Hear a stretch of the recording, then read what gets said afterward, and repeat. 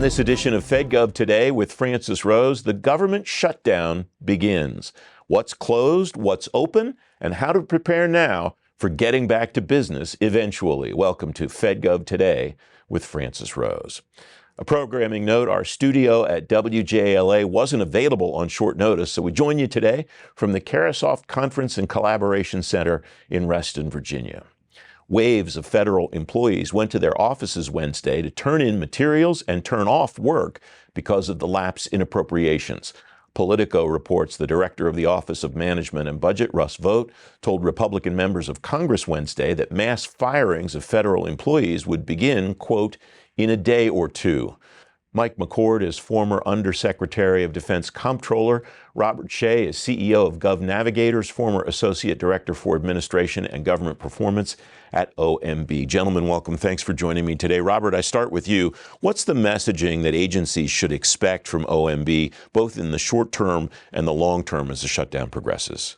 You know, I could have answered that question more easily a couple of years ago, but OMB is taking such a different posture these days that it's hard to predict. They've been slow to apportion appropriated funds even before we were talking about a shutdown. So agencies that expected normal funding to be provided, they're having to wait and sometimes not being given the full story on just when to expect those things. This time they've also not posted contingency plans as they traditionally have. Agencies are left to post their own shutdown contingency plans. And then, of course, OMB warned agencies that there may be reductions in force, permanent terminations of individuals whose programs don't fit the president's priorities. Those are all very new, and whether or not they are threats to pressure Democrats to support a continuing resolution or real, we're going to find out. Mike, welcome. It's great to have you here. What's the message that a CFO should be sending to the people right around him or her and to the people further down the chain during a time like this? Yeah, thank you. Well, I would say as a former CFO, former senior leader, I want to first start by communicating my support and sympathy to the civil servants who are impacted by this through no fault of their own. So I think the primary harm is in a shutdown is that psychological and financial harm to the employees and the message that they're receiving implicitly that neither the importance of their work or the fact that they have bills to pay, neither of those things motivates their leaders to get funding done and get a lapse done. The second kind of harm is to the taxpayers, right? Because they're not getting the services they pay taxes for already during the shutdown, and there's waste, there's inefficiency, there's work piling up, that kind of thing. In terms of communicating to your staff, there's sort of three levels, I think. A lot of it should have been done beforehand, right? The lapse plans that Robert referred to, those are written documents. There should be a message from your agency head that all the employees can see where the secretary of their agency is coming from. Second level is a lot before, but also during, there should be verbal communication of the senior leaders who are accepted and still at work. So everybody's on the same page about what is happening on any given day, and that can then be disseminated down the different chains, and the CFO at DOD is the person who honchos that effort. Third thing then is that there are things that are government-wide that agencies don't make up their own. And that's where you should be looking to the OPM website in particular. Number one question you always get right for new employees is, my health insurance terminated during a shutdown? And that's an example of, you might think that because we get close to these fairly often and they have happened before, that everybody knows how they work. Not true at all. And I would say, just from where I was at DOD missed the last really long shutdown in the first Trump administration about 6 years ago. It's been 12 years since DOD had this. No military leader is in the same job they were 12 years ago. Many of the employees weren't in the government at all 12 years ago, and very few civilian leaders who are on the job today were in the same job. So you certainly should not assume that people know how it works because it's happened at some time before. So that's why the communication, as you say, is very important. From a CFO perspective, where do you go to look for where funds might be available to stretch this out as long as possible for as many people as possible? Yeah, I think that's a great question, because I think if you think in the framework of your personal life, my income got cut off, I'm going to rely on my savings it doesn't work that way here very well.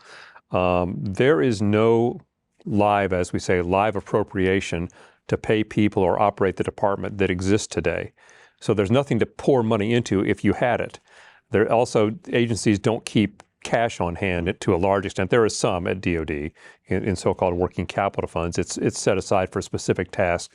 So there really isn't a lot of moving money around. Reprogramming, for example, is not as helpful as one might think, because there are no valid operating appropriations to move money into. So this is more about, you are running up obligations the government will have to pay later, and hopefully you're doing those for the right things, the accepted activities, the priority activities for life, safety, property. But it's not about how much money do I have to get through this, because you don't have any. Mm-hmm.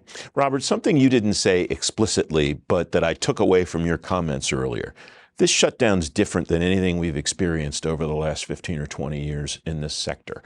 What specifically, from a management perspective, is different that could cause a different outcome potentially when the people who are coming back to work actually do come back to work? Well, remember, we've had massive downsizing since the beginning of the transition to the Trump administration. So most agencies are already working at a significantly lower FTE level than when the shutdown began. And now we've got another 500,000 people who have been furloughed, with the threat of additional people, or some subset of that, being terminated permanently. Terminating workforces permanently, whole program staffs, will make it extremely difficult to rebuild those workforces. It's already difficult when a shutdown ends to bring back people to restore their pay and benefits. This will make it even more difficult, I think. Is it at least a positive that the folks that are furloughed know when they come back they will get paid? That's a law now. That is different than last time. That's right, though might they be terminated permanently? So I think Mike's point that there's a human toll here. The stress imposed on our friends across the federal government is significant. So I'm not sure it's a great comfort just to know that they might get these benefits when in fact they might actually be terminated permanently. A more basic, I guess, managerial question that I'll ask to either one of you. If I'm accepted, so I'm still working, but I have people on my team that are not, and they're furloughed, how do I communicate with them? How do I know what I can do and what I can't do to tell them what's going on, or to even tell them when to come back to work? From my perspective, again, that's something you should have covered with folks as you saw this, the ship approaching the iceberg. Yeah. But if things are happening government-wide, I would say shutdown's going to end, shutdown's going to continue. You've got a lot of sources, right? The Washington Post and Politico and Roll Call are going to tell you that. If you want to see official, right, you're looking at OPM and OMB, probably websites for operating status and things like that. If it's about you personally, your status is being changed for some reason during the shutdown, I think then management has an obligation to communicate with you, directly, personally, by the phone, since you're not supposed to be using your government email. It needs to be more direct one-on-one communication if there's something about your status that is different from his status. What are the risks that you see for agencies as they're out trying to get back to work? A lot of focus on the shutdown, and there should be, but I'm not sure that we do a good enough job of helping people prepare. Eventually, hopefully, these people will be coming back to work and getting back to the business at hand. What are the risks that they should expect to see in your view? Well, their peers might have been permanently terminated. Contracts that were paused will need to be reinstated. All the work that stopped as a result of the shutdown will have to begin again. We will have lost time. Contractors can't be expected to keep the same people on staff if they're not getting paid. So those are just a couple of the risks I see.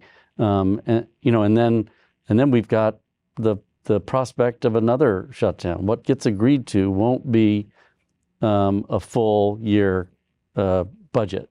So we will be facing in pretty short order just another shutdown. The 36-day shutdown, I think it was in 2019, the residual impact that I kept hearing about after that one, Mike, was what Robert just alluded to. My team came back. The contractor workforce that supported us looked completely different because of the churn that he just described. What impact could that potentially have on the people who are coming back to work and the way that they interact with the contracting base? Yeah, and I think you're right. The key word is interacting, right? Because the contract may have valid funds that are multi-year funds at DoD. That's the case. That probably is at other agencies. But if there's not available people to supervise, then things are going to fall through the cracks and stop. And as Robert said, it's lost time that you're not going to get back, and probably cost increases.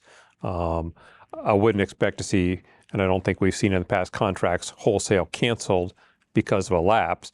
But you're going to, it's more of that kind of hard to put a dollar figure on sometimes for the taxpayer, but that waste that is kind of hidden, but is there.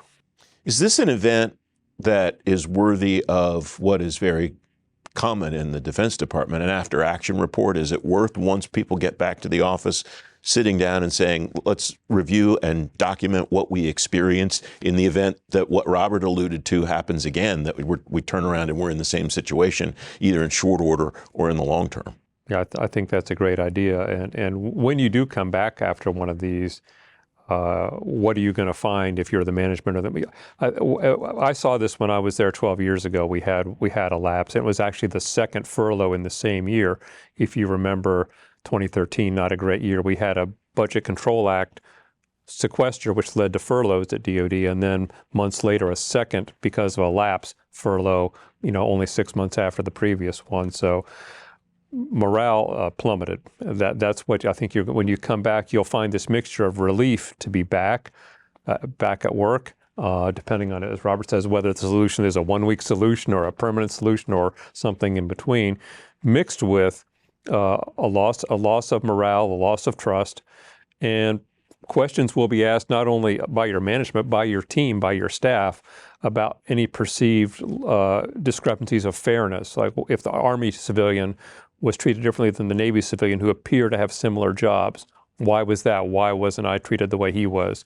So I think that to your point, after action can be useful not just for the management, but also might be sort of required, because you're going to get, as a manager, questions, and you're going to have people who are looking at you differently now that they've been furloughed. You can read more on today's show page at fedgovtoday.com. Up next, not everything's closed, at least not yet. Fed Gov Today with Francis Rose. We'll be right back.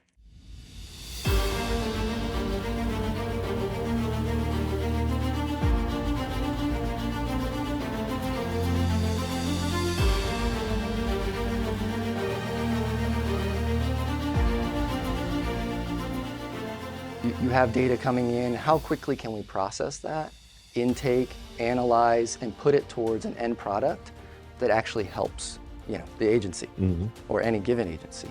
And I think that's extremely crucial in the law enforcement community. Think about how quickly they can process information and get that to something usable. That could be a difference between life and death. Everything now is automated to the point where if a police officer pulls someone over on the side of the road and uses a mobile fingerprint device, within seconds they can identify that person that's in front of them. So really the advantages that we have had in the courses of the last really 10, 15 years, the advancements in technologies has really helped us to make sure that our officers are safe and that we're being more efficient in the processes that we're expected to perform.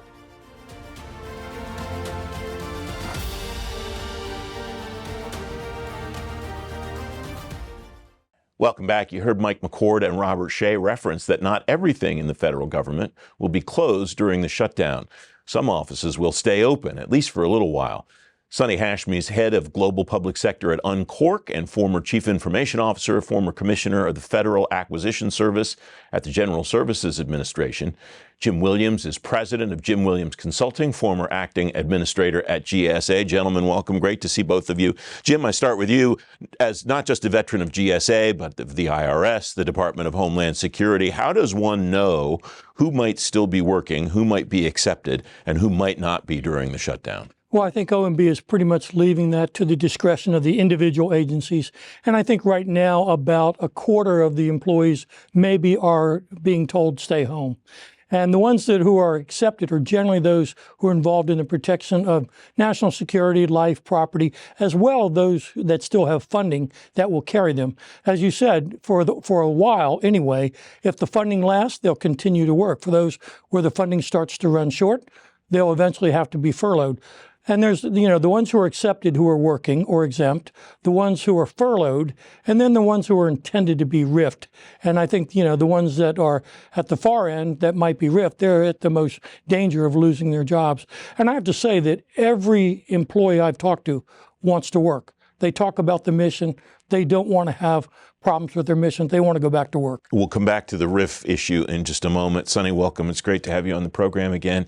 The folks that are staying there and the leaders who are leading them, what would you like to see? What are the best practices, if such a thing exists, for keeping those folks engaged and keeping them on task during a time of kind of tumult like this? Yeah, thank you so much, Francis. So the one thing to remember and note right away is that this is not business as usual. When you're operating in a shutdown, even in agencies that have funding, even in agencies and programs that are largely unaffected, they're not performing all of the duties that they typically would perform. They're only allowed to perform those very specific tasks and functions that are deemed to be accepted, as in they are directly responsible for maintaining life and protection of life and liberty, national security, and other tasks such as that. So immediately there is lots of questions, and the leadership needs to provide as much information as possible to those folks who are authorized and responsible for continuing to work on exactly what functions they are allowed to continue to perform and which ones will be paused. It's also very important to become really close friends with your CFO and your general counsel right now, because this is the environment where it's very easy to get afoul of the anti-deficiency law or even the Hatch Act, making sure that the communication at the employee level stays neutral, making sure that as an employee you continue to abide by the rules of engagement, rules of regulations, and then also making sure that your CFO and your general counsel can very clearly articulate which functions are allowed to continue to operate and which ones don't. Lastly, every agency, even programs that are continuing to operate, will work in isolation from other groups that typically support them. So your program may be unaffected, but the procurement shop may not be running at full capacity. Your IT shop may not be running at full capacity. So understand that your function will be affected in some ways, small or large, and then coming up with contingency strategies on how to continue to operate in that environment, where you can't maybe initiate procurements or hire people or conduct some IT work. How are you going to continue to operate in that environment in the absence of those services being fully available? Sonny knows what I'm always interested in talking about, Jim. Who else would you recommend besides CFO, General Counsel, and the others that Sonny mentioned that people have really close relationships with through the shutdown? Well, I think it's probably also the Chief Human Capital Officer. Those are the people who are still there processing the actions. I think if there's an employee assistance program, you probably want to make that available. But really, I look to the leaders because that's who the people turn to. And I used this analogy a while ago. It's probably not a great analogy, but D-Day, there were men trying to take the beach, and they watched their leaders fall, their compatriots fall, yet they still had a mission. And somebody had to pick up that baton and say, we still got a job to do. And as much as, in the face of withering criticism, you still have to deliver on the government's mission. There are people who count on the government to do that. So I really look to whoever the leaders are today to do everything they can to keep morale high, to keep people focused. And that's easy to say. I've never been through this kind of turmoil and change. But I think it's time for leaders. And I do like that this administration actually had an empathetic comment about federal employees said they're working people with families. They are, and they care. They work hard, and they're going to continue to deliver, and they should support each other. You said a moment ago that the agencies would have some discretion as far as what's accepted and what is not. How would you, if you're in that chair as the secretary, the deputy secretary, making those decisions, how would you determine what's accepted and what's not? And how would you determine what the financial status of the agency is to determine how long some of those folks might be able to keep going? Well, I think that's where Sonny said, be close to your CFO. They're going to know the money situation, how long it can last. And as secretary, you always have to work in conjunction with the White House, with OMB, because they're giving overall direction here. But if you care about your mission, you're Secretary of the Treasury, Secretary of Homeland Security, you know you have some critical missions under you, and you better protect those missions. I like the fact that they're continuing to let the IRS perform, one of my old agencies, because they know with tax season coming up, this is very, very critical. I mean, that's the engine that fuels America's government. So I think the secretaries have to look at their missions and say, what is it that's critical to the American people that we continue to perform? When I think about risk, Sonny, during a shutdown, the first thing I go to is to the cyber risk that the federal government might undertake. An organization like CISA, I read, is overwhelmingly furloughed. A lot of folks there are not working right now, and so on. What are the other risks that you see across the landscape, particularly in the technology sector? Yeah, that's a fine place to start, right? Cybersecurity risk, like our enemies don't sleep. Our adversaries are not on furlough, right? So they will continue to probe and find entry points, and we have to stay vigilant and protect.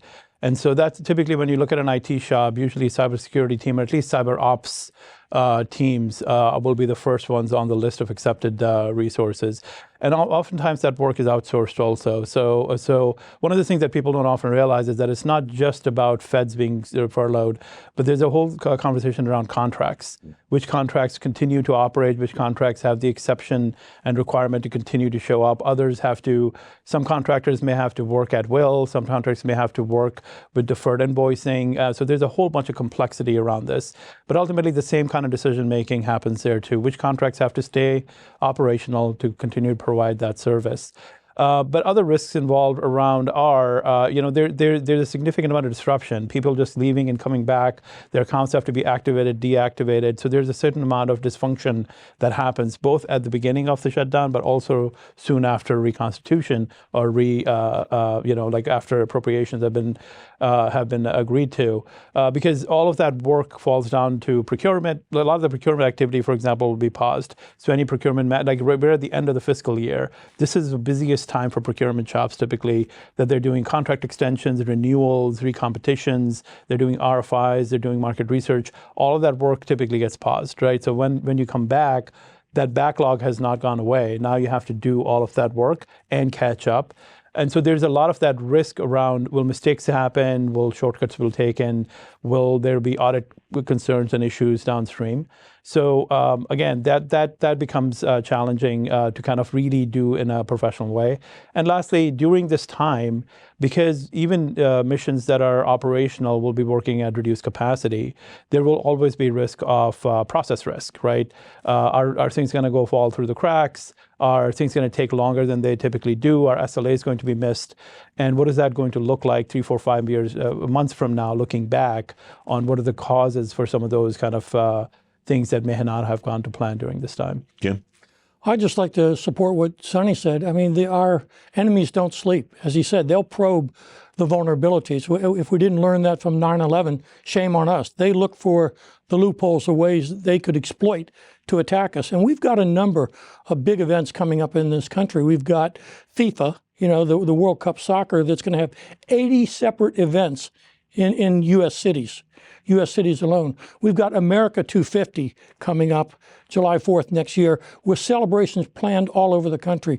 And the preparations for that are going on right now. And I hope that those things don't come to a halt.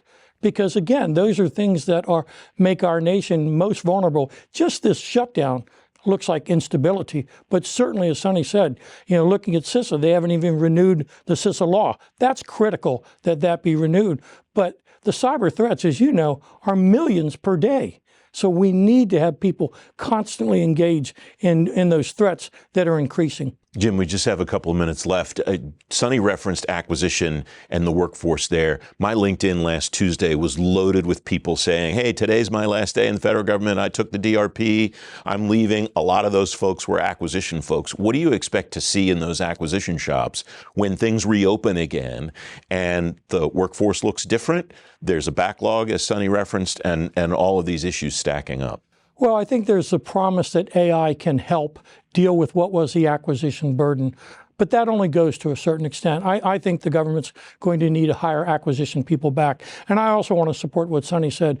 The contractors are an integral part of our workforce. We need to pay attention. They are the partners, and there are dedicated people who work for these contractors, and they need acquisition officials to help manage their contracts. I mean, they're going to have start up again. If they have a stop work order, you need acquisition people to do that. So I think more and more as we rely upon the contractor workforce, we've got to have good acquisition people and a sufficient number to manage them well. Jim, Sonny, it's great to have both of you on the program. Thanks very much for joining me. You can read more about the shutdown on today's show page at fedgovtoday.com. Fed Gov Today will be back in just a moment. How do we solve our nation's biggest challenges? Precision, speed, honor. No manual, no roadmap, no problem. Launching AI in orbit, using XR on the battlefield. Stopping fentanyl at the border. Making America stronger, safer, faster. It's who we are and how we lead. Booz Allen. It's in our code.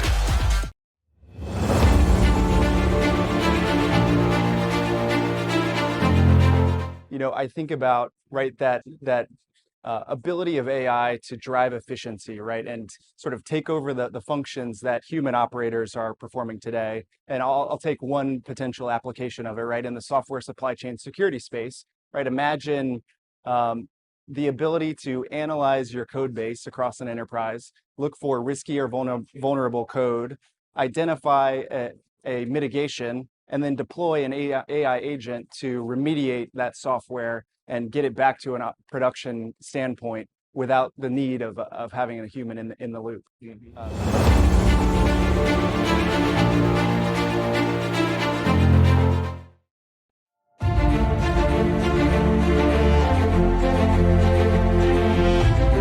A lot of times it's not until they see it, touch it, feel it, use it, do they actually understand what the capability is. A prime example of that for me is artificial intelligence. So using AI to augment and support decision-making, sift through mountains of data, sensor data, information, you name it, whether it's ELINT, SIGINT, you name the source, but being able to sift through that in short order and come up with something that is actionable, that you can give to a decision maker, and then getting that information to a trigger puller, whether that's an air breather or on the ground, or you have it in a timely fashion, is what it's all about.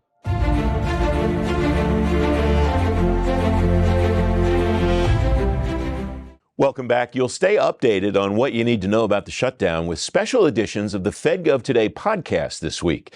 You can listen on Apple Podcasts, Spotify, or anywhere else you get your shows, and always on demand at fedgovtoday.com. Fed Gov Today TV returns next Sunday morning at 10:30. I'm Francis Rose. I'll see you then. Thanks for watching. Have a great week.